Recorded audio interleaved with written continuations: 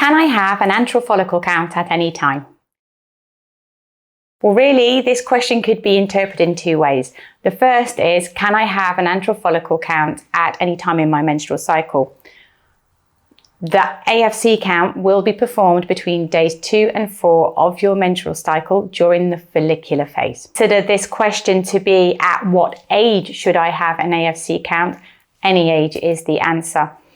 If you are a younger woman and you know you're going to postpone your maternity till later in life, for example, you want to concentrate on your career first and think, I want to have my children in my late 30s, it's not a bad idea to have an antral follicle count performed and perhaps an AMH test to get an idea of your ovarian reserve. That way, if there looks like there may be any fertility issues as you get older, you can take the measurements now and preserve your fertility for later in life. And if necessary, it's a way of becoming your own egg donor for the future.